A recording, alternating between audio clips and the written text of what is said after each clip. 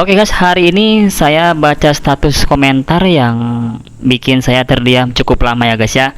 Kenapa? Karena komentar ini benar-benar membuat saya sedikit geram kepada DC ya guys ya. Jadi begini ya ceritanya. Saya tadi pagi didatangi FC atau DC. Katanya saya mau dilaporin ke polisi. Saya balas, ya udah, ayo kita sama-sama ke polisi. Nah, lalu ada menambahkan komentar lain ya guys ya. Saya ngomong agak keras karena DC-nya teriak-teriak sampai anak saya ketakutan dan nangis. Tapi akhirnya mereka pergi nggak sampai 10 menit. Miris sekali ya guys ya. DC sampai segitunya, padahal ada anak kecil gitu guys. Minimal ya tahu kondisi lah ya. Jangan seenaknya aja gitu. Soalnya ada anak kecil gitu kan ya. Yang intinya ini sih benar-benar sangat keterlaluan sekali ya. Bayangkan kalau misalkan kita sedang berjuang untuk hidup, membesarkan anak, terkadang tekanan datang dari segala arah ya, termasuk dari debt collector yang kadang datang dengan cara yang tidak manusiawi guys. Jadi gini ya, jika kalian dalam posisi yang sama seperti yang ada di komentar ini guys ya, intinya kalian harus tenang, jangan panik, harus tegas tapi jangan marah-marah juga ya guys ya. Kalau DC-nya teriak-teriak, usahakan kalian tidak terbawa emosi guys. Itu dalam situasi seperti apapun ya.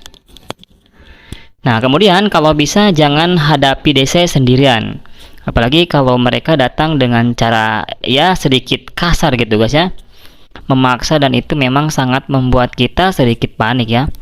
Nah, sebisa mungkin ya kalian panggil aja tetangga supaya kalian tidak panik gitu guys. Dan tidak dimarah-marahin juga ya. Minimal kalian sedikit lebih tenang dan tidak panik ya. Nah, sebisa mungkin percakapan kalian dengan DC itu perlu diabadikan gitu guys ya, divideokan ataupun direkam saja supaya bisa dijadikan bahan bukti kalau DC tersebut menagih nasabah tidak sesuai prosedur. Nah, intinya tidak bermanusiawi gitu. Seperti yang sudah dijelaskan di dalam Undang-Undang KUHP pasal 335,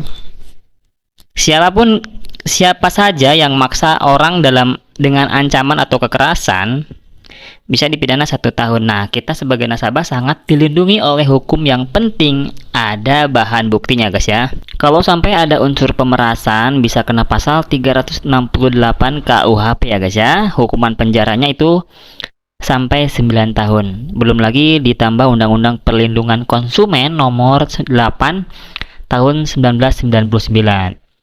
Di sini sangat jelas sekali ya guys ya. Penagihan itu tidak boleh pakai tekanan fisik atau psikis. Oke. Dan di aturan OJK terbaru, debt collector wajib menagih dengan cara yang beretika.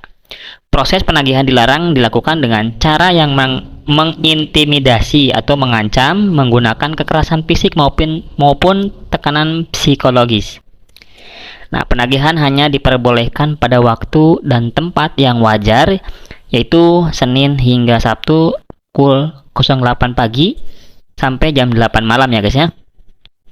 Yaitu waktu setempat, dan tidak boleh melibatkan pihak yang tidak berkepentingan.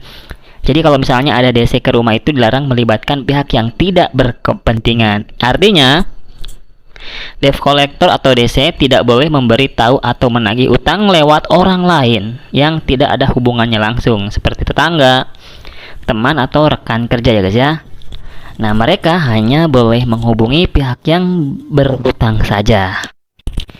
Jadi kalau kalian ditagih dengan cara kasar, ancaman, atau sampai bikin keluarga trauma, intinya kalian jangan pernah diam. Kalian berhak lapor ke polisi dan OJK. Intinya kalian harus ada bukti rekaman berupa video atau rekaman suara. Utang itu memang tanggung jawabnya ya guys ya, tapi tekanan yang melampaui batas bukan hal yang harus diterima begitu saja. Nah, sementara itu ada satu lagi komentar lain berkata begini, saya sih kalau mau dilaporin atau mau dipenjara bodo amat. Saya pikir lebih fokus memperbaiki ekonomi keluarga saya. Nah, jadi komentar ini menunjukkan bukan berarti dia lari dari tanggung jawab, tapi dia sedang menyadari bahwa terlalu tenggelam dalam ketakutan itu hanya akan menghabiskan energi gitu. Jadi ngapain kita harus panik, takut. Kita bawaannya harus tenang aja guys ya. Jadi benar, lebih baik fokus ke memperbaiki ekonomi terlebih dahulu supaya bisa melunasi hutang-hutang yang sudah kita pinjam. hutang itu memang harus dibayar, bukan seberapa lama yang kalian nggak bayar hutang ya guys ya, tapi seberapa lama pun kalian berhutang, jika punya rezeki lebih baik dibayar gitu guys ya. Pokoknya bayar pokoknya saja, nggak usah mikirin bunganya, agar kita aman di dunia dan di akhirat guys ya. Oke, segitu saja pembahasannya, sampai jumpa di video berikutnya. Terima kasih.